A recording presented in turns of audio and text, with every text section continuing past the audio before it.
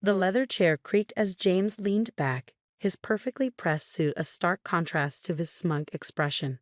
"Emily, you have to understand," he said, his voice dripping with false concern. "Managing this kind of money requires experience, business sense, things you just don't have." I sat across from him in his home office, my hands clasped tightly in my lap to hide their trembling. The inheritance papers from my grandmother's estate lay scattered across his massive mahogany desk. $12 million worth of assets, properties, and investments that he was so desperate to control. My name is Emily Chen, and at 42, I was watching my husband of 15 years try to manipulate his way into controlling my inheritance. The same man who had spent years subtly undermining my confidence, making me question my own judgment, was now showing his true colors in full force. "I've already spoken with our lawyer," James continued, straightening his tie with practiced precision. "The power of attorney paperwork is ready. Once you sign, I'll handle everything. You won't have to worry your pretty little head about it." The condescension in his voice made my stomach turn, but I kept my expression neutral. James had always been controlling, but he'd masked it well over the years. Small comments about my spending habits, suggestions that I shouldn't work because he made enough for both of us. Gentle criticisms about my decision-making that eroded my confidence bit by bit. But what James didn't know, what I'd made sure he didn't know, was that I wasn't the same naive woman he'd married 15 years ago. The past 6 months since my grandmother's passing had opened my eyes to things I'd been blind to for far too long. It started with a letter my grandmother had left me, along with the inheritance. "My dearest Emily," she'd written, "with this gift comes great responsibility, but also great opportunity. Trust yourself. You are stronger and smarter than they've led you to believe." Those words had struck something deep within me. My grandmother had always seen through James's facade, though she'd never directly criticized him. Instead, she'd spent years quietly preparing me for this moment, teaching me about investments, business, and most importantly, self-reliance. The day after I received the inheritance notice, I made an appointment with Sarah Chin, no relation, a financial advisor my grandmother had recommended. James didn't know about these meetings. I'd scheduled them during what he thought were my yoga classes. "Your grandmother was a shrewd businesswoman," Sarah had told me during our first meeting. "She built this fortune from nothing, and she chose you to carry on her legacy. Not your husband, not your cousins. You." Over the next few months, while James was busy plotting how to take control of my inheritance, I was quietly putting things in motion. Weekly meetings with Sarah, consultations with my own lawyer, not the family lawyer James had chosen, and careful documentation of every manipulative comment and action from my husband. I'd learned that James had been making inquiries about the inheritance before my grandmother's will was even read, speaking to financial advisors and lawyers about how to protect the assets. What he really meant was how to control them. Now, sitting in his office, watching him lay out his plans as if they were already set in stone, I felt a strange sense of calm.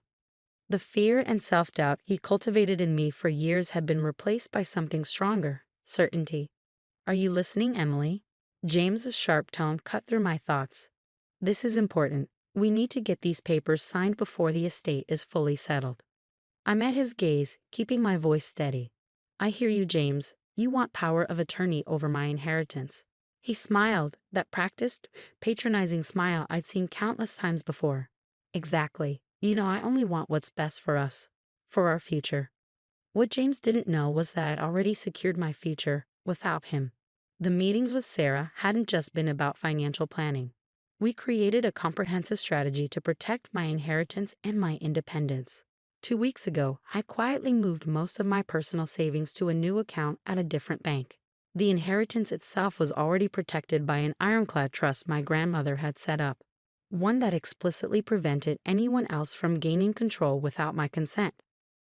But the real surprise was something else entirely, something that would wipe that smug smile off James's face when he finally discovered it. "You seem distracted," James said, frowning slightly. "Is everything okay?" I nodded, standing up from my chair. "Everything's fine. I just need some time to think about all this. It's a big decision." He stood as well, coming around the desk to place his hands on my shoulders. His touch, once comforting, now made my skin crawl. "Don't overthink it, honey. You know I'll take care of everything." That night, As James slept soundly beside me, convinced his plan was working perfectly, I lay awake thinking about how different things would look in just a few days. The pieces were already in motion, set up carefully over months of quiet preparation. I thought about the moment James would realize what I'd done, how his carefully constructed facade would crumble. The thought both terrified and exhilarated me. The next morning, James was already in his office when I came downstairs. I could hear him on the phone, his voice carrying through the closed door. "Yes, everything's proceeding as planned," he was saying. "She'll sign the papers this week. No, she has no idea about any of it. Trust me, I know how to handle my wife." I felt a familiar twist in my stomach at his words, but this time it was accompanied by something else: determination.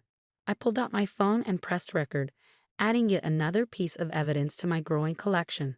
Later that day, I met with Sarah in a small cafe across town. James thought I was at my book club.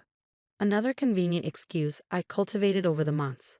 "Everything's ready," Sarah said, sliding a folder across the table. "Are you sure you want to do this?"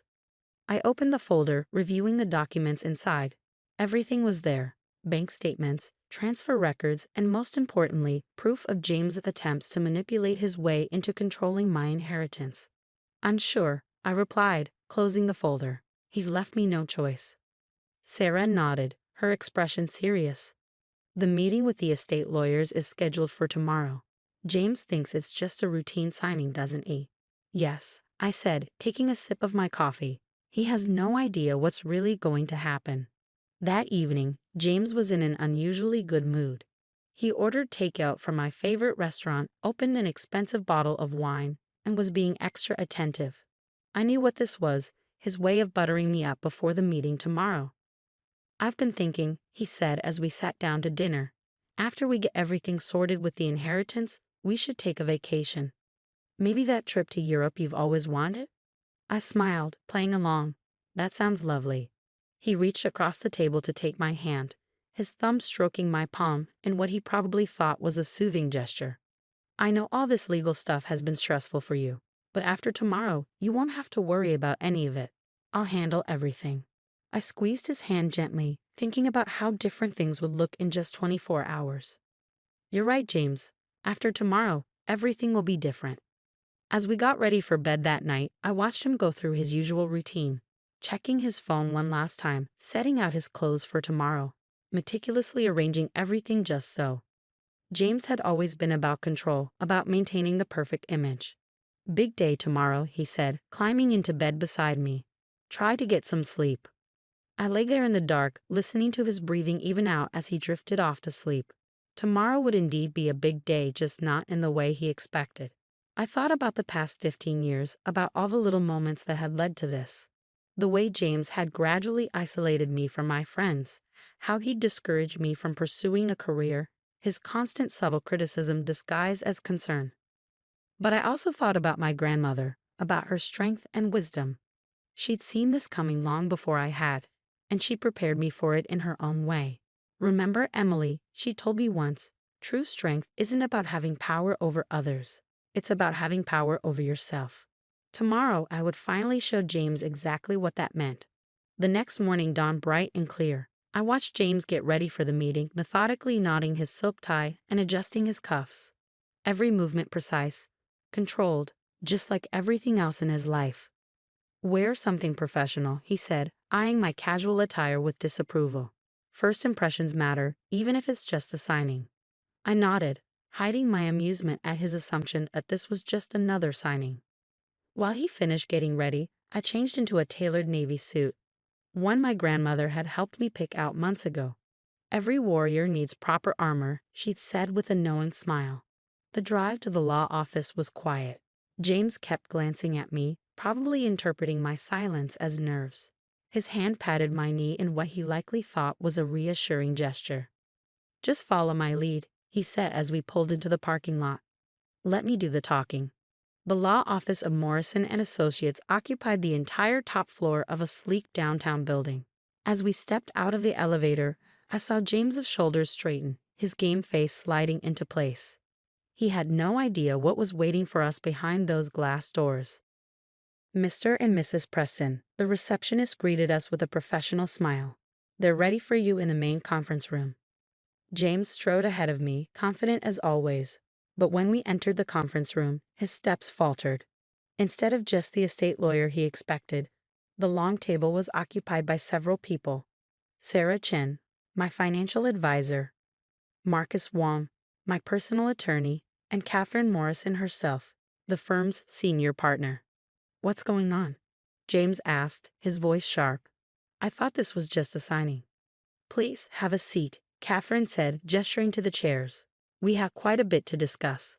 I took my seat at the head of the table, not beside James where he clearly expected me to be. His face tightened as he lowered himself into a chair, his knuckles white where they gripped the armrests. Catherine opened a folder in front of her. "Mrs. Preston has asked us to review some concerning matters regarding her inheritance and your recent attempts to gain power of attorney."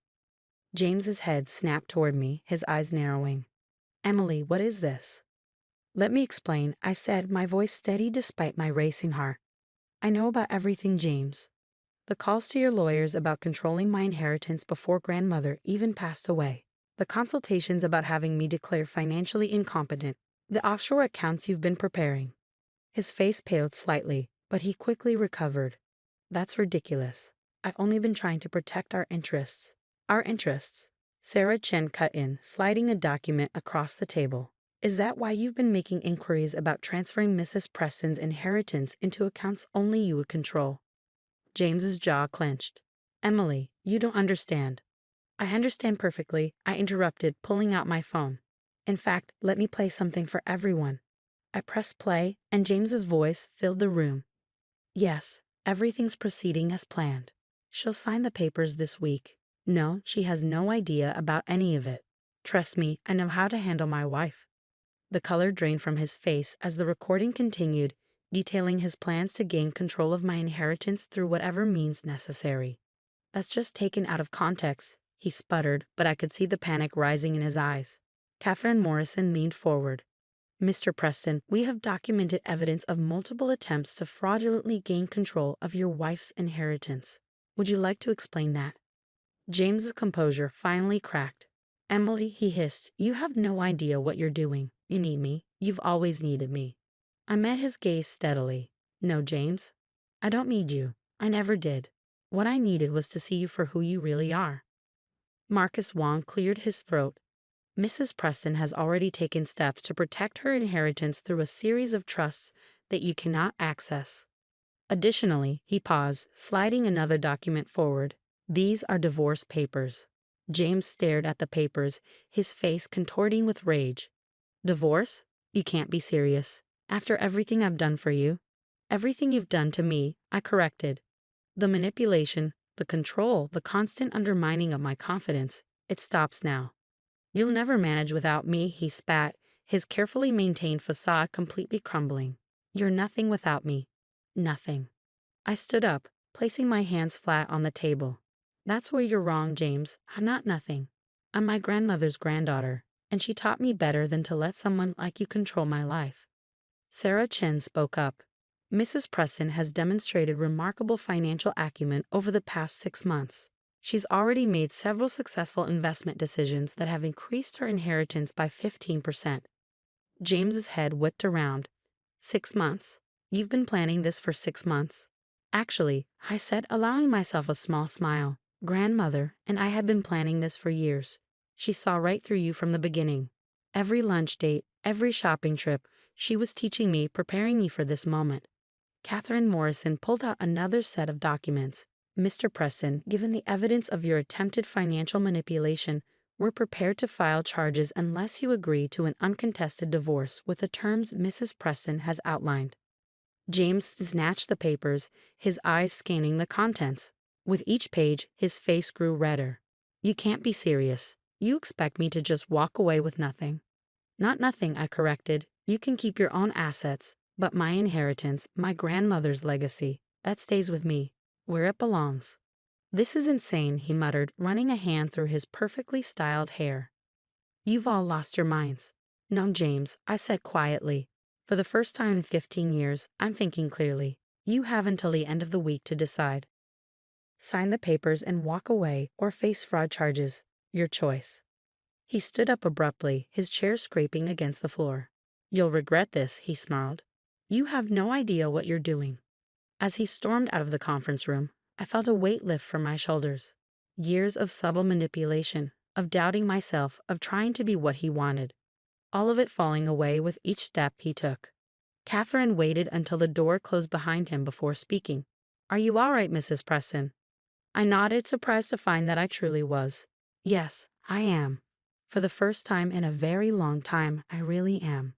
The next few weeks were a whirlwind. James, faced with overwhelming evidence of his attempted manipulation, finally signed the divorce papers. He moved out of our house, my house now, taking only his personal belongings. I heard through mutual friends that he was telling everyone I'd had some kind of breakdown, that I was making a huge mistake. But his words didn't have the same power over me anymore. Sarah helped me take full control of my investments, and true to my grandmother's teachings, I proved to be quite adept at managing my own finances. The inheritance wasn't just money, it was freedom, independence, and the chance to finally be myself. One evening, about a month after the confrontation, I was sorting through some old boxes when I found a photo album.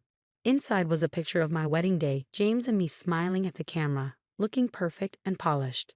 But what caught my eye was my grandmother in the background, watching us with a knowing look. She'd seen it all coming, had prepared me for this moment long before I even realized I needed preparing. Her inheritance wasn't just about the money, it was about giving me the strength to stand on my own. I closed the album and walked to my home office, once James's domain, now my space. On the wall hung a photo of my grandmother and me, taken just months before she passed away. Her eyes sparkled with the same determination I now felt every day. "Thank you," I whispered to her image, "for everything." My phone buzzed with a text from Sarah, another investment opportunity she wanted to discuss. As I read through the details, I couldn't help but smile. James had been so convinced I couldn't handle money, couldn't make decisions, couldn't survive without him. But here I was, not just surviving but thriving, managing my inheritance, making my own choices, and finally living life on my own terms. The future stretched out before me, full of possibilities I never would have imagined when I was caught in James's web of control. It wasn't always easy. Independence never is, but it was mine, and that made all the difference.